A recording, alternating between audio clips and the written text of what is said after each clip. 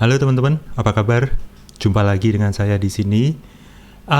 Kali ini saya ingin ngobrol dengan ChatGPT ya teman-teman ya. Kalau teman-teman mengikuti channel saya ini, tentu teman-teman sudah tahu kalau saya sudah menggunakan ChatGPT ini beberapa kali dan memvideokannya. Teman-teman kalau lihat di daftar eh, video saya tentu akan menemukan saya menggunakan beberapa kali ChatGPT ini. Nah, sebenarnya ini cukup membantu ya teman-teman ya. Uh, saya beberapa kali memang menggunakan ChatGPT ini untuk mengetahui sesuatu atau mencari hal-hal tertentu. Uh, Sebenarnya saya masih banyak menggantungkan diri sama Google ya teman-teman ya. Tetapi Google itu memberikan jawaban yang terlalu banyak sehingga saya harus memilah satu persatu jawabannya dan harus membaca artikel di situ gitu ya untuk menentukan mana yang terbaik. Sedangkan kalau ChatGPT ini pendekatannya berbeda karena dia akan memberikan jawaban yang paling mendekati ya berdasarkan pembelajaran dari AI-nya. Nah, pada malam ini waduh sudah jam 23 ya teman-teman. Nah, pada malam ini saya ingin mencari video editor yang terbaik menurut ChatGPT ya teman-teman ya. Nanti saya akan bandingkan hasilnya dengan Google. Mengapa saya memerlukan informasi video editor ini? Karena kebetulan sebenarnya PC yang saya pakai rekaman ini sebenarnya tadinya menggunakan Ubuntu, tetapi ternyata ada crash dan saya menginstall ulang. Tetapi dengan Windows kali ini saya memberikan kesempatan bagi Windows untuk menguasai PC saya ini ya. Nah, sayangnya saya tidak punya video editor di sini ya. Jadi saya perlu bertanya pada ChatGPT, video editor terbaik saat ini ya. Apa jawabannya ya? Kita coba lihat. Nanti kita lihat hasilnya dan nanti kita akan cari berdasarkan kriteria tertentu ya. Jadi ini contohnya jawaban adalah Adobe Premiere Pro.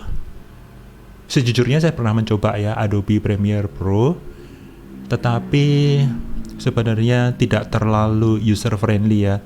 Banyak YouTuber itu menggunakan Adobe Premiere Pro, tetapi kalau saya mencobanya sendiri kok kurang gampang. Saya agak kesulitan, jadi setiap kali saya harus memerlukan fitur tertentu saya harus browsing dan belajari dulu sih. Memang artikel yang membantu sangat banyak sekali ya, tetapi harus belajar banyak dulu sampai betul-betul menguasainya gitu ya. Jadi kalau boleh dibilang learning curve-nya itu cukup tinggi ya. Walaupun memang Adobe Premiere Pro ini banyak disebutkan sebagai yang terbaik ya. Tetapi tentu bukan seperti pemula seperti saya, editor pemula seperti saya ini harus belajar keras untuk menguasai Adobe Premiere Pro. Sedangkan Final Cut Pro belum pernah coba, DaVinci Resolve juga belum pernah, Filmora juga belum pernah, tetapi iMovie saya selalu menggunakan itu ya. Jadi kalau teman-teman melihat beberapa kali saya upload berlatar belakang macOS itu karena saya mengeditnya dengan iMovie ya. Dan itu bawaan dari Apple, jadi tersedia di device-device-nya Apple, bahkan termasuk di iPhone itu sudah ada iMovie dan itu gratis dan sangat mudah digunakan. Masalahnya adalah iMovie ini ada keterbatasannya ya teman-teman ya.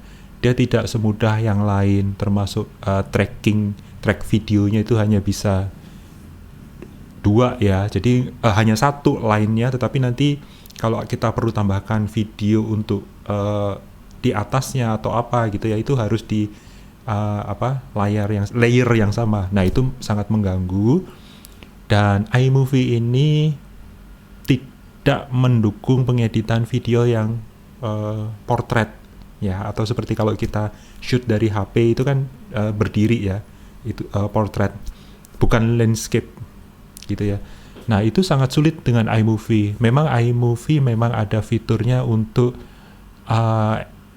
mobile app ya. Jadi kita ada fitur khusus, tetapi resolusinya sangat terbatas. Nah itu jadi jelek. Jadi kalau kita sudah mengedit video portrait dengan iPhone dengan resolusi 4K, nah itu nggak bisa di iMovie ini teman-teman ya.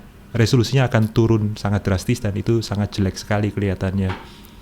Nah, kita tanya, berapa harga dari Adobe Premiere Pro? Kita lihat harganya ya. Dan ini karena kalau saya lihat ya, ChatGPT ini mengurutkan yang pertama itu adalah Adobe Premiere Pro. Berarti ini kita berasumsi bahwa nomor satu itu yang terbaik menurut ChatGPT ya teman-teman ya. Nah ini ada biaya berlangganannya.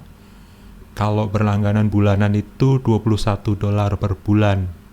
Tinggal kalikan 15.000 ya. Jadi sekitar, ini 21 ya. Kalau misalnya 20 aja itu sudah harganya udah sekitar 300 ribuan per bulan ya, dan itu cukup tinggi juga ya. Kemudian kalau tahunan itu $240 atau $20 per bulan ya, ini terpautnya sedikit sih. Kalau berlangganan via Creative Cloud untuk all apps itu $53 per bulan. Pilihan terakhir termasuk akses ke seluruh aplikasi kreatif Adobe. Jadi ini kalau kita menggunakan langganan Creative Cloud All Apps. Sebenarnya kalau misalnya kita memang di bidang kreasi atau kreator, art kreator atau video kreator, itu memang bisa menggunakan semuanya ini, saling mendukung ya. Tentu kalau kita menggunakan ini betul-betul harus memiliki pendapatan yang bisa menghandle biaya sekian ya. Kalau saya sebagai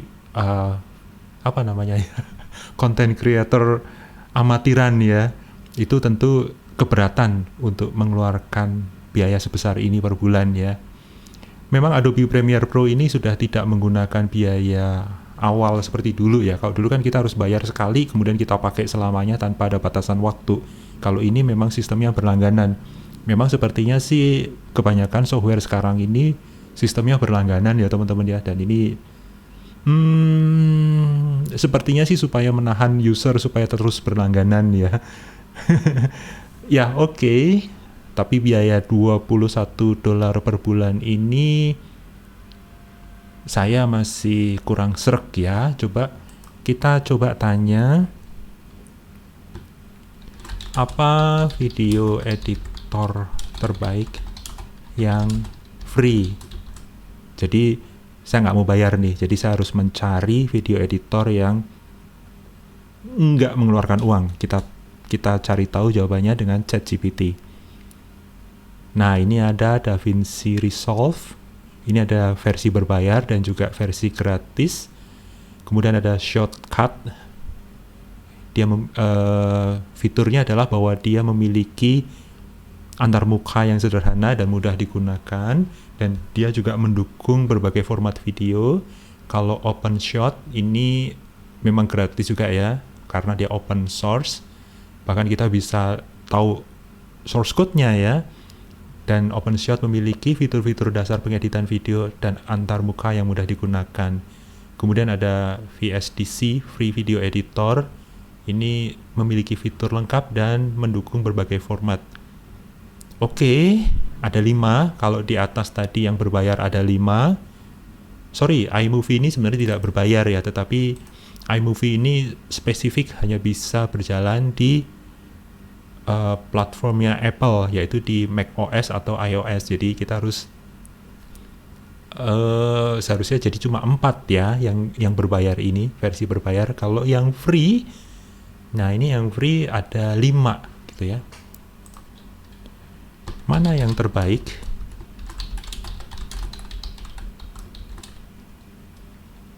Gini, pertanyaannya adalah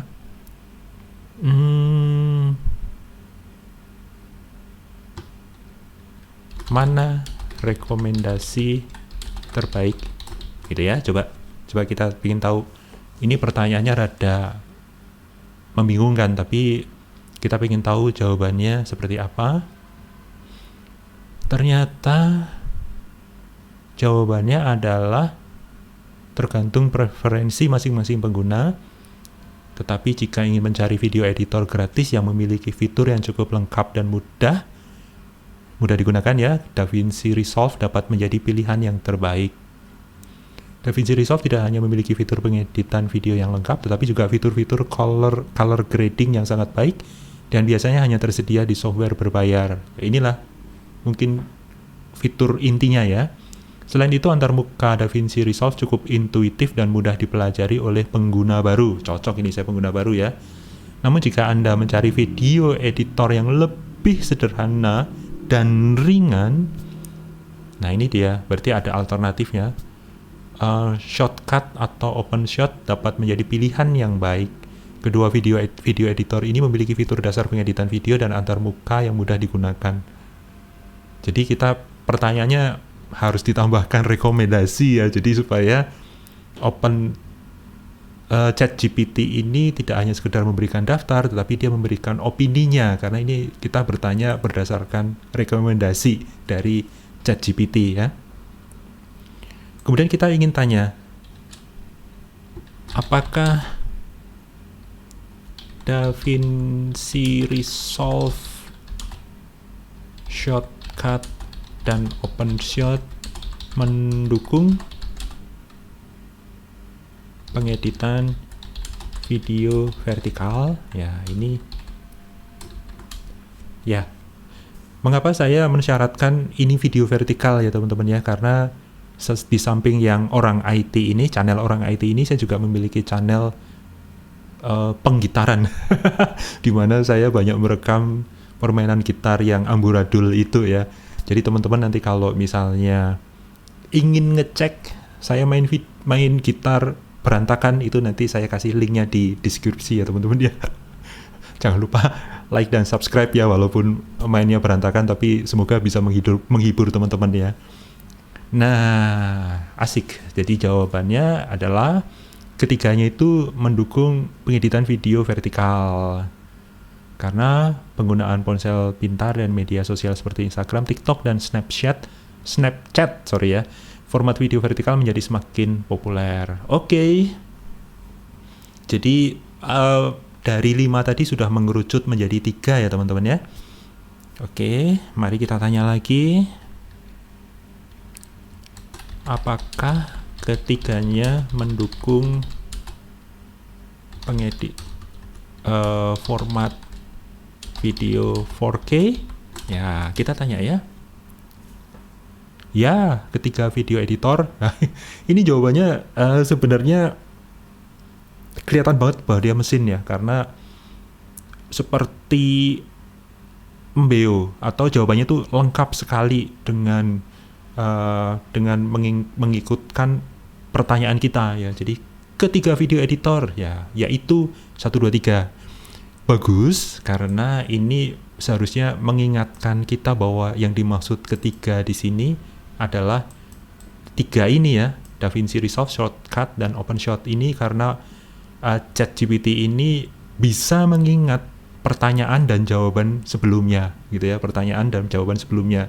Karena konteksnya adalah kita bertanya di ketiga video editor tadi, maka di sini juga disebutkan supaya kita nggak salah ya ketika kita meng-quote jawaban dari ChatGPT ini, tidak salah gitu ya, tidak salah. Kita tidak berpikir bahwa ketiga video editor ini berarti termasuk yang ada di berbayar ini, enggak ya. Tapi ini sudah spesifik konteksnya berdasarkan 3 jawaban atau jawaban sebelumnya, yaitu ketiga video editor ini ya, DaVinci Resolve, Shotcut, dan OpenShot, dan ternyata mendukung format 4K.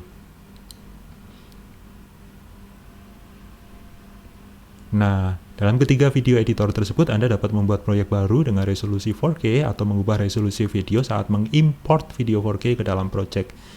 Namun perlu diingat bahwa penggunaan video 4K membutuhkan spesifikasi hardware yang lebih tinggi dan memerlukan waktu render yang lebih lama. Oke, kita tanya ya. Apakah PC dengan prosesor AMD Ryzen 7 57000G dan RAM 32 GB mencukupi? Oke, kita coba tanya ya. Seharusnya ketika saya menuliskan mencukupi, ini seharusnya ChatGPT bisa menangkap bahwa ini mencukupi dalam konteks pertanyaan saya sebelumnya, yaitu bahwa saya bertanya tentang format video 4K ya. Nah, ini coba kita lihat jawabannya nyerempet ke 4K-nya enggak? Enggak, jadi jawaban di sini tidak ada 4K-nya. Tetapi dia memberikan jawaban detailnya bahwa AMD Ryzen 7 5700G memiliki 8 core dan 16 thread dengan kecepatan clock hingga 4,6 sehingga mampu menangani tugas-tugas pengeditan video dengan baik. RAM-nya 32 akan memberikan ruang cukup besar untuk memuat file project dengan mempercepat proses rendering. Namun, performa video editor tidak hanya bergantung pada prosesor dan RAM saja, tetapi juga tergantung pada faktor lain seperti kartu grafis, penyimpanan, sistem pendinginan yang memadai. Nah, ini ada beberapa ya, SSD ya, disebutkan di sini, karena penyimpanan itu membutuhkan, karena besar ya, data yang diolah itu besar, maka harus memerlukan storage dengan kecepatan tinggi, dengan SSD, dengan kartu grafis ya. Oke, kita tanya lagi, kita balikkan ke konteksnya, apakah PC tersebut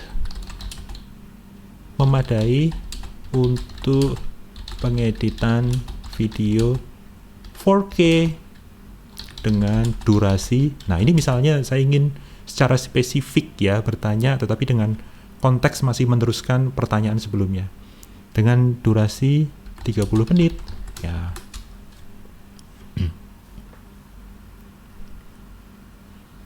Coba dia masih menyebutkan konteksnya sebelumnya atau enggak? Ya, ini jawabannya cukup kuat ya. Namun perlu diingat bahwa pengeditan video 4K dengan durasi yang panjang memerlukan sumber daya yang besar, seperti kapasitas penyimpanan yang cukup besar, kartu grafis yang handal, dan pendingin yang memadai untuk mencegah overheating. Selain itu, performa PC Anda juga akan dipengaruhi oleh kompleksitas project. Ya, ini betul juga sih, termasuk seberapa banyak efek visual, jumlah layernya, dan resolusi yang digunakan dalam project tersebut. Semakin kompleks, semakin besar pula kebutuhan sumber daya yang dibutuhkan. Jika Anda mengalami masalah dengan performa PC saat mengedit video 4K dengan durasi yang panjang, Anda bisa mempertimbangkan untuk menurunkan resolusi video atau membagi project menjadi beberapa bagian untuk mempercepat proses rendering. Ya, itu betul juga sih, itu salah satu taktiknya ya. Oke.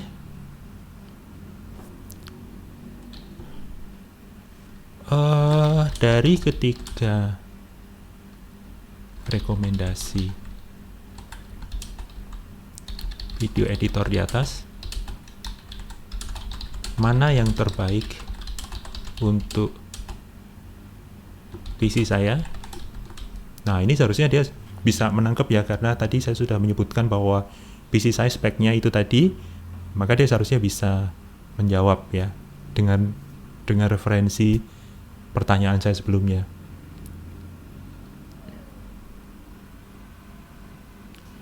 Nah, ini dia bla bla blanya. Namun jika PC Anda sudah memenuhi spesifikasi yang dibutuhkan, ketiga video editor tersebut semuanya dapat digunakan dengan baik.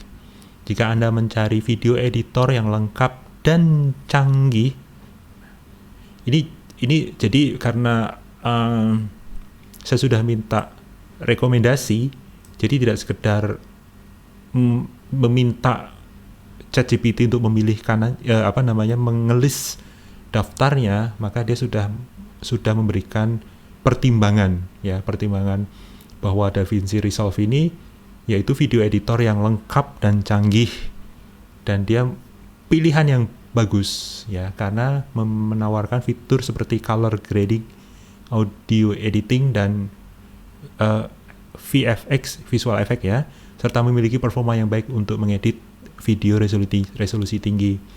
Sedangkan Shotcut dan OpenShot lebih cocok untuk pengguna baru yang memulai belajar mengedit video atau pengguna yang mencari video editor yang sederhana dan mudah digunakan.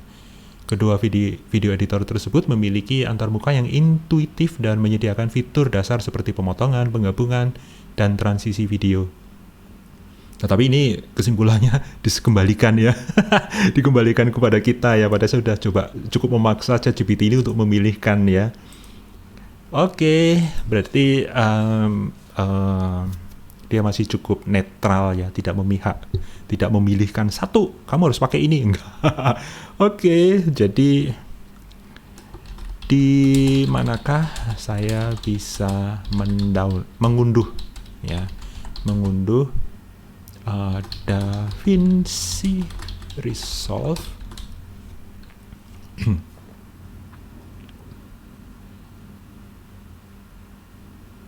Ayo, kok jawabnya lama?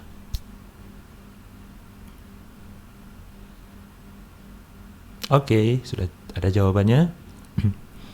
Anda dapat mengunduh DaVinci Resolve dari situs resminya di Blackmagic Design. Blackmagic Design ini, Blackmagic ya, itu ada kameranya sih, memang dia bergerak di bidang foto dan video ya. Jadi memang jualan video kamera Blackmagic, dan itu termasuk kamera yang cukup mahal ya,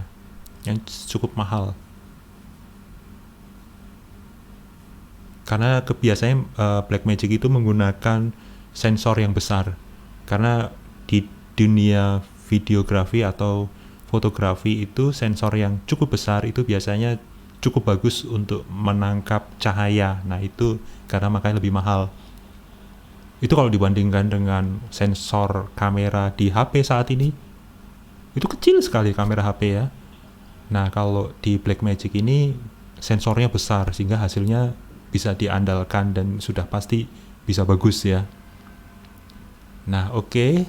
Jadi ketika saya bertanya di manakah saya bisa mengunduh DaVinci Resolve, ChatGPT ini tidak hanya memberikan link tetapi memberikan juga contoh atau cara untuk mendownloadnya. Oke. Disinilah mengapa saya sangat suka menggunakan ChatGPT ya, terutama untuk hal-hal yang praktis sebenarnya. Tetapi kalau memang pas lagi niat ya saya akan mencari di Google, tetapi membaca satu-satu gitu ya. Oke, sekarang kita bandingkan ketika pertanyaan yang sama ini kita tanyakan ke Google. Sayangnya memang kalau di Google ini kalau kita pertanyaannya itu tidak spesifik, maka jawabannya akan sangat besar, sangat banyak sekali ya. Jadi contohnya saya ingin bertanya video editor terbaik yang free ya, oke. Kita tanya aja the best free video editor. Oke. Nah, ini ada beberapa nih kan. Jadi mengapa saya sekarang lebih banyak menggunakan ChatGPT adalah karena ketika kita menggunakan Google, iya memang bagus, hasilnya banyak. Masalahnya kalau misalnya kita ingin cepet-cepet tahu jawabannya, ingin secara praktis, ingin tahu jawabannya dan segera mengaplikasikannya, tentu kalau kita bertanya dari Google, ini tentu kita harus observe, menyelidiki satu persatu, mengamati mana. Termasuk begini, ketika ini jawaban dari Google, ini ada jawaban yang ternyata bersponsor ya, disponsori gitu ya. Ini contohnya yang sponsored. Nah ini berarti ini disponsori gitu ya. Website ini, jawaban ini disponsori gitu oleh Light Film Fest ya. Oke sih, nggak apa-apa sih sebenarnya, cuma ketika ini ada jawaban ini seperti ini, kita harus klik dan kita harus baca gitu ya. Kadang-kadang bacaannya itu karena dia berupa artikel, kadang-kadang tidak to the point ya, kadang-kadang banyak informasi yang mungkin tidak relevan atau bukan yang kita cari ya. Jadi udah cerita kemana-mana dulu, baru nanti hasilnya seperti apa gitu ya. Nah ini kebetulan kalau yang disponsor ini video editor ranking, tetapi dia tidak ada kata free-nya. Nah ya, sedangkan ini dari Hootsuite ya, ini best free video editing. Oke. DaVinci Resolve, iMovie, Lightworks. Oke, ini ada beberapa pertanyaan yang sering ditanyakan oleh pengguna di seluruh dunia. Nah, ini dia. Sebenarnya bisa jadi inspirasi sih. Ya, misalnya ini, what do most YouTubers use to edit their videos? Nah, ini bisa jadi inspirasi kita sih, jadi membantu. Itu cukup bagusnya di Google ya, karena Google juga mensuggest atau menyarankan pertanyaan atau inquiry yang bisa kita coba gitu ya. Nah, ini contohnya kalau dari Creative Blog. Nah, apa jawabannya? Mari kita lihat ya. Coba kita lihat. The best free video editing software in March.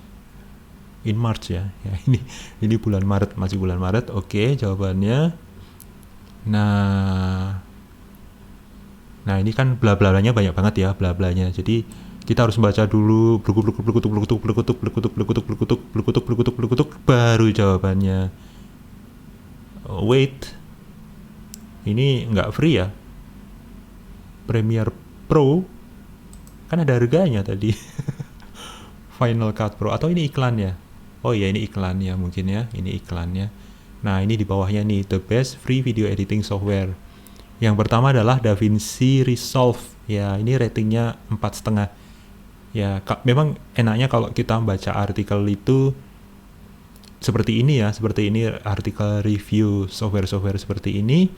Memang ada ini ya, ada ratingnya, sehingga kita tahu memang yang betul-betul terbaik yang mana. Jadi kalau misalnya DaVinci Resolve ini dapat bintang 4,5 ya. Ini reason to avoid learning curve-nya. Jadi karena tadi memang disebutkan sih, ini bukan pilihan yang termudah ya, tetapi yang terbaik dari segi fitur ya, DaVinci Resolve. Jadi memang ada kelemahan di learning curve-nya. Kita harus pelajari banyak hal di sini supaya bisa menggunakan dengan bagus ya.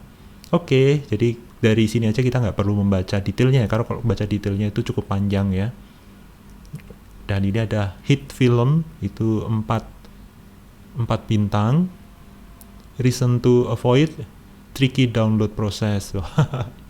Powerful computer required. Wah, ini coba kita lihat dia butuh komputer seperti apa. Oh, nggak disebutin di sini, nggak disebutin. Lalu dia menyebutkan memerlukan powerful computer required. Di mana dia? nggak ada petunjuknya ya. Ya, nggak ada. Oke. Kemudian ada OpenShot. Nah, ini OpenShot ternyata cuma dapat bintang 3. Alasannya apa? Kenapa dia hanya memiliki bintang 3 ya? Padahal kalau dari ChatGPT ini dia cukup mendapatkan rekomendasi yang cukup bagus ya. Nah, occasional lagging. Oke. Slow response. Oke, ada bugs dan glitches. Oke. Ini cukup membantu sih, karena kalau dari ChatGPT ini kesannya memang yang bagus-bagusnya aja ya, kekurangannya nggak disebutkan ya. Ya, karena memang dia bukan review ya, dia tentu hanya belajar dari berbagai sumber informasi sih kalau ChatGPT ini ya. Tetapi kalau review seperti ini sudah pasti penulisnya akan mencoba ya, dan seperti apa pengalaman dia ketika mencobanya. Jadi ini ada lagging dan slow response dan bugs and glitches. Oke, berarti ini tidak terlalu menyenangkan menggunakan OpenShot ya. Oke. Makanya dia cukup hanya 3 bintang. Tetapi mengapa dia patut dipertimbangkan untuk digunakan? Itu karena simple, drag and drop interface, nggak ada watermarknya ya, karena dia sifatnya gratis. Biasa menambahkan watermark, ini nggak ada. Layersnya unlimited ya. Nah, ketika ini disebutkan occasional lagging dan slow response dan ada bugs dan glitches, ini nggak tahu apakah ketika mencoba OpenShot ini penulis itu menggunakan komputer yang mungkin tidak terlalu powerful ya.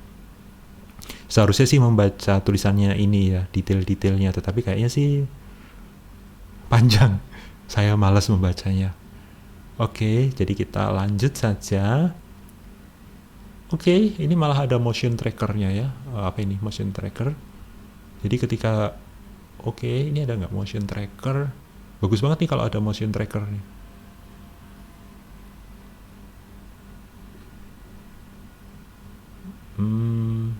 Kok nggak disebutin di sini ya fiturnya? Oke, nanti kita bacanya nanti aja. Kemudian, ini motion tracker tuh ada di VSDC ya. Dan dia bintangnya cuma 3, tetapi tagline-nya adalah the best video editing software for beginners on low powered PC. Jadi kalau misalnya PC-nya teman-teman itu kurang powerful, bisa pakai VSDC ya. Kalau di atas ini apa ini? The best free video editing software for beginners overall. Jadi memang untuk beginner memang disarankan pakai OpenShot ya. Kalau yang hit film, the best video editing software if you don't mind watermark. Oke, nah, ada watermarknya, tetapi di sini kenapa nggak ditulis menjadi reason to avoid ya? Tetapi di sini kenapa ada tulisannya watermark? No. Oke. Atau nggak tahu juga kenapa di sini ada watermark. Jika Anda tidak keberatan ada watermark, sedangkan di sini watermark no. Oke, bingung. DaVinci Resolve, the best free video editing software for professionals. Oke. Ini berarti sebenarnya pilihan yang terbaik mungkin DaVinci Resolve ya. Lebih baik belajar yang agak sulit sedikit, tetapi apa yang kita maui atau yang kita butuhkan itu sudah tercakup di situ semua. Mendingan begitu ya, karena saya dulu juga pernah mencoba yang Windows Movie Maker ya, itu gampang banget, menggunakan gampang banget, tetapi keterbatasannya banyak gitu ya, nggak bisa ini itu, akhirnya ya nggak kepake juga. Oke. VSDC, kita turun ke bawah, Shotcut, another good choice for beginners. Ini bintangnya juga cuma 3. Oke. Reason to avoid, no good for more advanced projects. Sepertinya mungkin karena fiturnya terbatas ya. Nggak tahu, mari kita baca sedikit.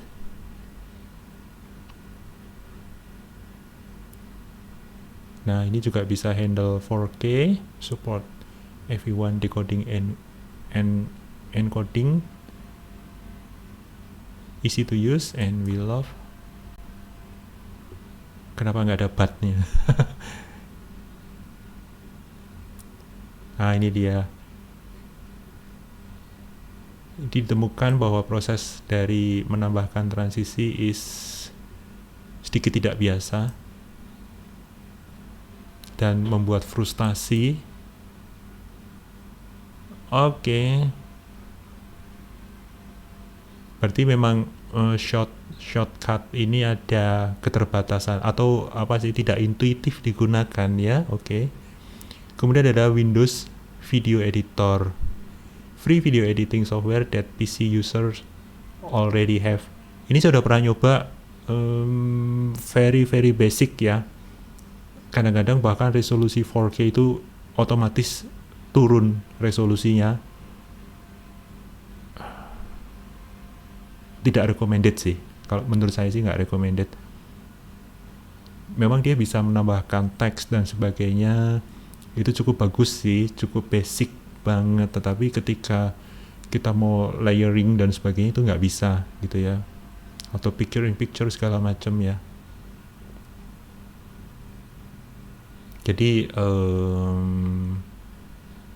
mengapa ini tidak ada bintangnya? Jadi tidak direkomendasikan ya, Windows Video Editor ini. Oke, karena nggak ada bintangnya nih, nggak ada bintangnya sama sekali kan, ya kan? Oke, karena ini sangat simpel. Memang saya mencobanya simpel sekali gitu. Oke, yang ketujuh ACDC Luxea Video Editor. Ini dapat 4. Ya, ini cukup bagus sih. one of the best free video editing for intermediate level. Oke. Hard to find some tools. Oke, berarti mungkin user interface-nya kurang intuitif. Kemudian no cloud support. Ya, kalau video editing sih nggak usah cloud ya.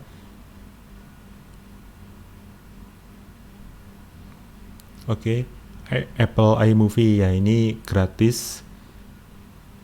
Sudah ada di platform macOS dan iOS. Bintangnya 3. Sebenarnya ini bagus ya, gampang banget digunakan, tetapi fiturnya sangat minim sih, sangat minim. Nggak sangat sih dibandingkan Windows Movie Editor tadi ya, ini lebih bagus sih iMovie sih, cuma dia nggak bisa beberapa video ya, hanya bisa 2 sih. Itu sayangnya sih. Maksudnya supaya kita bisa mengedit satu layar gitu, ada 4 video gitu ya, dibikin array gitu, itu susah sekali pakai iMovie, karena kita harus bikin dulu, kita ekspor, kemudian di video yang diekspor itu kita tambahkan lagi, nah gitu sih. Jadi apa ya namanya ya, workflow-nya jadi cukup panjang, merepotkan gitu ya, karena harus kita buat dulu, kemudian kita ekspor, kita ambil lagi, kita tambahkan layer berikutnya. Itu workflow-nya nggak intuitif banget sih. Jadi Apple Movie ini kalau kita mau bikin video sederhana banget, misalnya video dikasih efek, kemudian dikasih tulisan, mungkin ada picture tapi cuma hanya bisa 2 video aja sih, nggak bisa lebih dari itu ya. Kalau lebih dari itu bisa, tetapi cukup repot sekali. Nah itu tricky ya, jadi harus ada triknya untuk bisa membuat seperti itu ya. Oke. Nah, oke, yang lain-lain sih kayaknya sih terlalu banyak ya, jadi kita nggak perlu lihat yang bawah-bawahnya ya. Jadi itulah mengapa saya menyukai ChatGPT ya. Jadi kita nggak perlu overthinking tuh. Ketika kita mencari di Google, kita diberi banyak jawaban, kita harus baca satu-satu, kita harus pilihin yang mana yang harus dibaca. Itu aja udah hambatan pertama ya, karena jawabannya banyak, kita harus memilih. Nah, kadang-kadang ketika saya mengklik hasil ini, saya betul-betul harus melihat ya, ini dari website yang cukup terkenal atau abal-abal, atau kalau misalnya dari website atau blog yang cukup terkenal, saya akan otomatis langsung klik ya, gitu. Walaupun sebenarnya di Google ini sudah diurutkan berdasarkan, pertama sih relevansi ya, kedua dari kredibilitas websitenya gitu ya. Tetapi ya memang tetap harus membaca satu-satu ya, karena kalau misalnya saya nggak percaya sama yang di atas ini, saya harus baca yang berikutnya. Nah ini jawabannya malah 23. Oke, males banget ya, kita pengen tahu sebenarnya saya mau memilih yang mana. Kan milih yang mana tuh pilihannya cukup 2 atau 3. Kalau misalnya pilihannya cuma 1, itu lebih bagus lagi sih. Tapi ketika ditawarin ini ada 23.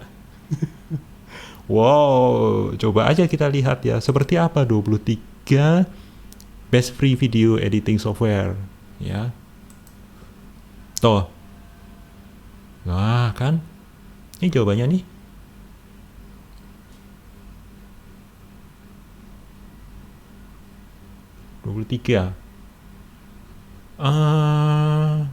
Karena begini ya, sebagai user yang yang pingin segera menggunakan ya, sebenarnya sih males juga ya kalau misalnya harus membaca review satu-satu dari 23 opsi ini gitu ya. Ya kan?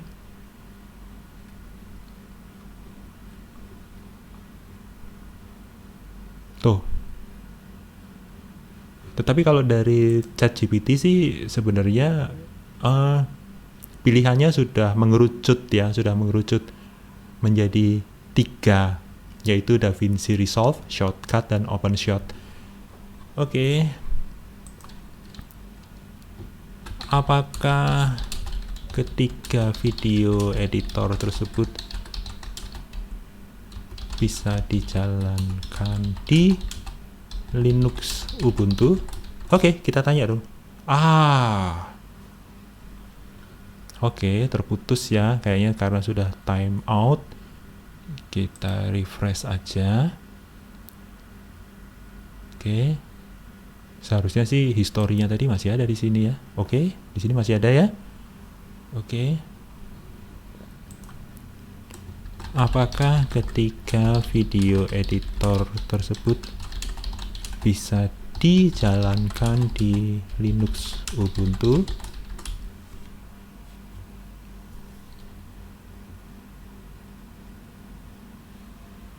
Ya, oke.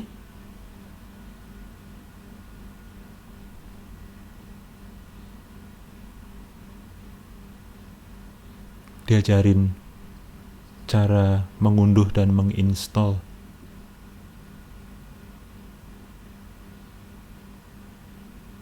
Oke, berarti di download package dep-nya ya, kemudian dijalankan dengan dpkg min-i.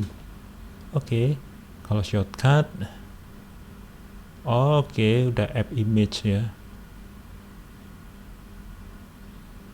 Oke, OpenShot bisa dari toko aplikasi. Oke. Oke. Saya ingin bertanya karena saat ini PC Ubuntu saya sudah menjadi Windows. Oke.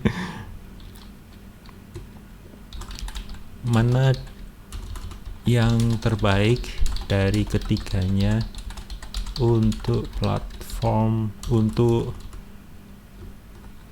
operating sistem operasi ya, pakai bahasa Indonesia semua lah, sistem operasi Windows 11 Home.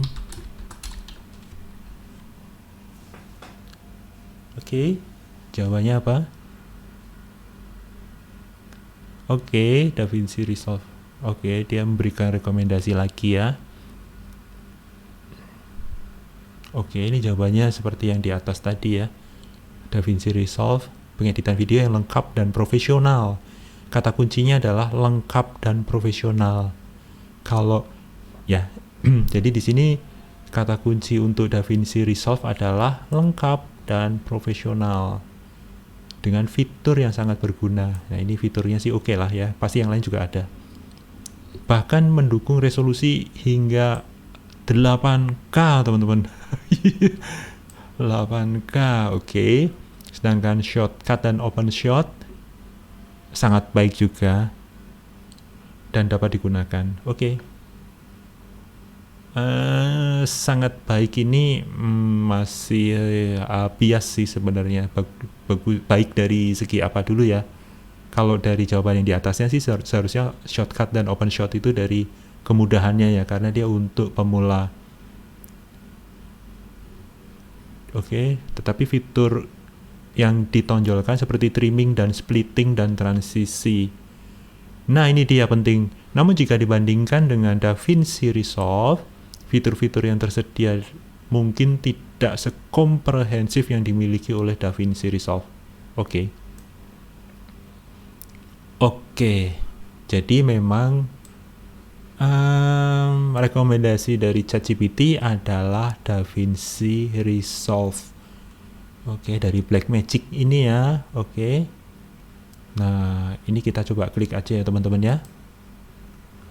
Ini informasi dari Google, saya tutup aja karena rasanya sih rekomendasi dari ChatGPT ini kita bisa gunakan ya, yaitu menggunakan DaVinci Resolve 18. Mantap ya. Jadi versinya udah versi 18 ya. Gimana Windows-nya sendiri operating system-nya baru versi 11. Oke, nggak apa-apa lah. Itu hanya sekedar penomoran ya. Oke. Ada free download. Sebentar. Jadi ini ada dua versi. Versi yang free download yaitu DaVinci Resolve, sedangkan yang berbayar seharga $295 yaitu DaVinci Resolve Studio. Apa bedanya? Oke, kita tanya lagi ke ChatGPT ya. Apa perbedaan versi DaVinci DaVinci Resolve dengan versi DaVinci Resolve Studio. Oke. Bikin tahu dong daripada saya membaca, mengkliknya satu-satu gitu ya. Ini kan hanya ada 2 opsi tapi perbedaannya di mana? Ya kan? Saya nyari infonya di mana? Mencari perbedaan antara yang biasa dengan yang studio. Oke, di atas nggak ada ya, fix nggak ada, di bawah ke bawah ke bawah. Oh, ada multi user, mantap. Ke bawah ke bawah. Ini tampilannya. Cut page. Oke, dipotong-potong. Ada beberapa layernya. Oke. Oke.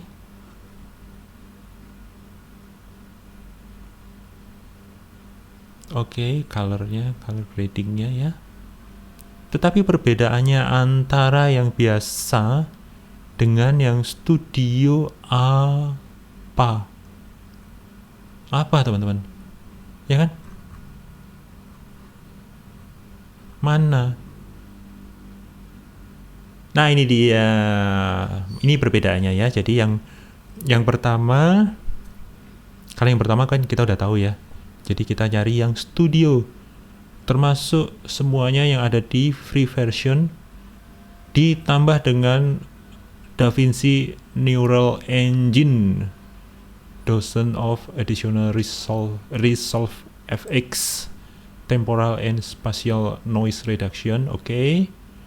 Stereoscopic 3D, film grain, optical blur, and mist effect. Wow, kabut ya. And more. It also support 10-bit video at up to 120 frame per second. Wow. Kamera saya belum bisa. Oke. Dari resolusi lebih 4K. Oke. Kamera saya belum bisa. Oke, ini kalau betul-betul untuk profesional kali ya, profesional yang betul-betul bikin video profesional, bikin film Hollywood, ya memang harus menggunakan yang DaVinci Resolve Studio ya. Tapi sementara ini kita masih belajar-belajar, kita pakai DaVinci Resolve yang biasa.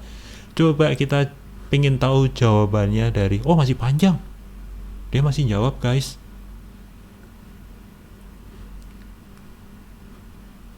Perbedaan utama adalah fitur yang ditawarkan dan lisensi penggunaannya. Versi gratis menawarkan fitur video editing yang cukup lengkap, termasuk trim, split, color correction, audio editing, serta fitur-fitur animasi dan efek visual yang cukup baik, dan bisa mendukung resolusi sampai 8K. Kok error? Network error? Enggak ah. Internet access. Oh. Oke, nggak apa-apa. Sedangkan yang studio versi berbayar yang menambahkan fitur lebih lengkap dan profesional seperti collaborative workflow, 3D tools, efek khusus yang lebih canggih dan banyak lagi. Oke. Harus membeli lisensi yang berlaku selama 1 tahun atau selamanya. Lisensi tersebut memberikan akses penuh ke semua fitur dan dukungan teknis. Oke. Tetapi dia nggak disebutin fitur utamanya tadi ya. Fitur utamanya yang di sini kan ada Neural Engine. Oke, nggak apa-apa. Oke teman-teman, ini network error. Sebenarnya nggak error sih dari sisi saya sih, mungkin dari ChatGPT-nya yang error ya. Coba kita lihat, ini masih muter-muter juga sih. Mungkin bisa jadi error beneran ya. Oke, ini jalankan. Oke, kita klik di sini. Hasilnya tadi keluar nggak? Tuh kan? Regenerate respond. Oke, kita generate ulang ya. Tuh. Lebih cepat, tadi agak lambat ya. Ini sekarang cepet nih. Jawabannya ternyata ternyata berbeda dengan yang tadi guys, ya kan? Kalau tadi nggak ada 1, 2, 3, 4 ini sih, ini sekarang ada 1, 2, 3, 4, walaupun pertanyaannya sama, ya kan? Oke. Memiliki fitur tambahan yang tidak dimiliki oleh versi standar. Fitur tambahan tersebut, fitur color grading yang lebih lengkap, fitur 3D, bahkan ini ada 360 ya. Wow. Sekarang zamannya emang sudah 360 sih. Ada beberapa YouTuber yang sudah menggunakan video 360. Dan bagus juga sih, kita bisa putar-putar ya. Jadi kita seolah-olah ikut ada di situ gitu. Kita bisa melihat apa yang dilihat oleh YouTuber tersebut. Oke, resolusi mendukung hingga 8K. Itu untuk studio ya, sedangkan DaVinci Resolve biasanya 4K. Oke, tetapi yang neural tadi tidak disebutin ya, yang neural engine-nya tidak disebutin. Padahal itu mungkin fitur kunci dari studio ya. Oke, sudah hampir jam 24 teman-teman. Rupanya ini semakin malam malah semakin terpercik otaknya. Tetapi sementara ini saya cukupkan demikian ya teman-teman ya. Mungkin di lain kesempatan kita akan coba seperti apa DaVinci Resolve ini ya teman-teman ya. Nanti besok saya akan coba download dan kita coba-coba apakah memang betul-betul mudah. Kalau betul-betul mudah itu seharusnya kalau kita menggunakan OpenShot dan shortcut ya. Tetapi kalau DaVinci Resolve ini bukan yang mudah ya, tetapi yang cukup lengkap fiturnya. Jadi besok kita akan coba edit video-video sederhana, hasilnya seperti apa. Apakah kalau ketika saya langsung menggunakan software DaVinci Resolve itu sudah bisa langsung ngerti bagaimana cara pakainya atau enggak. Jujurnya kalau saya menggunakan iMovie ya, itu bisa langsung menggunakan ya, karena kita cukup drag and drop, cukup kelihatan dari menunya, nambahin ini, nambahin itu, transisinya dan sebagainya, tambahin teks dan sebagainya. Itu kalau iMovie itu cukup mudah. Tetapi kalau DaVinci Resolve ini besok kita akan coba gunakan, coba install. Apakah itu cukup gampang atau tidak?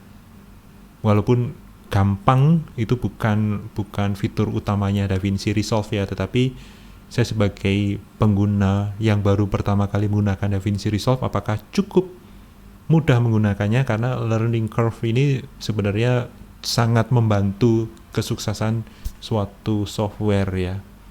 Oke, sementara itu dulu teman-teman. Kalau teman-teman suka, jangan lupa like dan subscribe ya teman-teman. Dan terima kasih sudah menonton sampai akhir. Sampai jumpa lagi. Dah.